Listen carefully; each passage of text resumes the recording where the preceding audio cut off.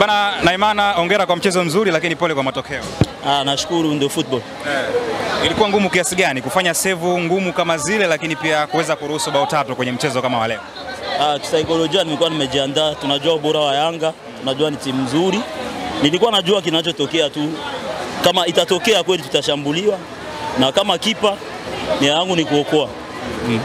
Ulikuwa na performance nzuri licha ya kuruhusu bao tatu. Pengine unafikiri changamoto hasa ilikuwa nini kwa dakika zote 90 kuweza kuruhusu bao tatu kama hizo? Changamoto ni mipango plani ambayo tulikuwa tumekuja nayo ya kucheza na Yanga. Tumecheza dakika 30 vizuri, lakini ikaonekana tumepotea kwenye plan game yetu, ndio kitu ambacho kimetuma Yanga inatuadhibu, kwa sababu ukicheza na timu kama Yanga inakuforce, inakupress. Kwa hiyo ule utulivu tumepoteza utulivu. Naimana, mlitegemea kuja kucheza na timu za madaraja kama Young Africans, mnakuja kwa kupaki basi. Kwa nini kupaki basi kutokana na aina ya timu ikiongozwa na washambuliaji wengi? Amna, nia na mazumuni yenu haikuwa kupaki basi, kwa sababu ukiona ligi saa hizi kila mtu anahitaji pointi. Kila mtu anahitaji pointi, ni plan game yetu ambayo tulikuwa tumepanga. Yanga wameweza kutusoma vizuri na ndio maana imetokea hivyo. Sio eti tumekuja kunia kupaki basi, hapana. Wewe unacheza eneo la goalkeeper na goalkeeper ndo anayeona timu kwa mbele. Unahisi wapi timu yenu ilikuwa inavuja sana ikaanza kuruhusu magoli yote matatu? Hatukuvuja sana kwa sababu ni communication. Ukiona hata goli ambazo zetu tumefungwa ni kutokuwasiliana vizuri tu. Yanga walitumia kwenye madhaifu yetu na ndio maana wamepata matokeo. Pressure ilikuwaje mlikuwa mnakwenda kucheza na timu kama Yanga ambayo ilikuwa ina uhitaji na hizi alama tatu pengine kuweza kujiimarisha kileleni? Kwenu pressure kwenye kikosi ilikuwa ni ya namna gani? Sisi kama timu hatukuwa na pressure. Ukiona gisi mpira umeanza, tactics tulikuwa bora zaidi. Kitu ambacho tulikuwa tuna mix ni kipindi tunapokonya mpira na tunataka kushambulia. Tumepoteza pasi nyingi sana. Ni kitu ambacho kimetokea kwenye mchezo wa leo na ndio maana Yanga imetumia, tumepoteza mchezo. Na Mungu, mmepanda shuka sana kwenye ligi msimu. Mmesali michezo miwili. Tuambie namna ambavyo mnaenda kujipanga kwa ajili ya michezo miwili kutamatisha ligi kwa msimu huu. Tumebakiza game 2 nyumbani. Malengo ni kushinda. Tulikuwa na game 3 zote tulikuwa tumeweka mpango. Kama hivi tulikuwa na game karibuni 4 hatujapoteza mechi. Kwa hiyo ni fursa kwetu kumalizia nyumbani game 2.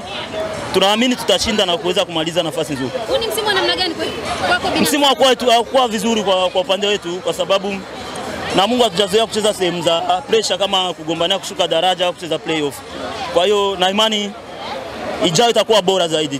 Tumeona ligi, ugumu wa ligi, msimu ujao na imani tutaboresha. Shukrani sana. Asante. Bana Naimana, hongera kwa mchezo mzuri lakini pole kwa matokeo. Nashukuru, ndio football. Ilikuwa ngumu kiasi gani kufanya save ngumu kama zile lakini pia kuweza kuruhusu bao tatu kwenye mchezo kama wa leo? Kisaikolojia nilikuwa nimejiandaa, tunajua ubora wa Yanga, tunajua ni timu nzuri. Nilikuwa najua kinachotokea tu, kama itatokea kweli tutashambuliwa, na kama kipa nia yangu ni kuokoa. Ulikuwa na performance nzuri licha ya kuruhusu bao tatu. Pengine unafikiri changamoto hasa ilikuwa nini kwa dakika zote 90 kuweza kuruhusu bao tatu kama hizo? Changamoto ni mipango plani ambayo tulikuwa tumekuja nayo ya kucheza na Yanga. Tumecheza dakika 30 vizuri, lakini ikaonekana tumepotea kwenye plan game yetu, ndio kitu ambacho kimetuma Yanga inatuadhibu, kwa sababu ukicheza na timu kama Yanga inakuforce, inakupress. Kwa hiyo ule utulivu tumepoteza utulivu. Naimana, mlitegemea kuja kucheza na timu za madaraja kama Young Africans, mnakuja kwa kupaki basi. Kwa nini kupaki basi kutokana na aina ya timu ikiongozwa na washambuliaji wengi? Amna, nia na mazumuni yenu haikuwa kupaki basi, kwa sababu ukiona ligi saa hizi kila mtu anahitaji pointi. Kila mtu anahitaji pointi, ni plan game yetu ambayo tulikuwa tumepanga. Yanga wameweza kutusoma vizuri na ndio maana imetokea hivyo. Sio eti tumekuja kunia kupaki basi, hapana. Wewe unacheza eneo la goalkeeper na goalkeeper ndo anayeona timu kwa mbele. Unahisi wapi timu yenu ilikuwa inavuja sana ikaanza kuruhusu magoli yote matatu? Hatukuvuja sana kwa sababu ni communication. Ukiona hata goli ambazo zetu tumefungwa ni kutokuwasiliana vizuri tu. Yanga walitumia kwenye madhaifu yetu na ndio maana wamepata matokeo. Pressure ilikuwaje mlikuwa mnakwenda kucheza na timu kama Yanga ambayo ilikuwa ina uhitaji na hizi alama tatu pengine kuweza kujiimarisha kileleni? Kwenu pressure kwenye kikosi ilikuwa ni ya namna gani? Sisi kama timu hatukuwa na pressure. Ukiona gisi mpira umeanza, tactics tulikuwa bora zaidi. Kitu ambacho tulikuwa tuna mix ni kipindi tunapokonya mpira na tunataka kushambulia. Tumepoteza pasi nyingi sana. Ni kitu ambacho kimetokea kwenye mchezo wa leo na ndio maana Yanga imetumia, tumepoteza mchezo. Namungo mmepanda shuka sana kwenye ligi msimu, mmesalia michezo miwili. Tuambie namna ambavyo mnaenda kujipanga kwa ajili ya michezo miwili kutamatisha ligi kwa msimu. Ya tumebakiza game 2 nyumbani. Malengo ni kushinda. Tulikuwa na game 3 zote tulikuwa tumeweka mpango. Kama hivi tulikuwa na game karibuni 4 hatujapoteza mechi. Kwa hiyo ni fursa kwetu kumalizia nyumbani game 2.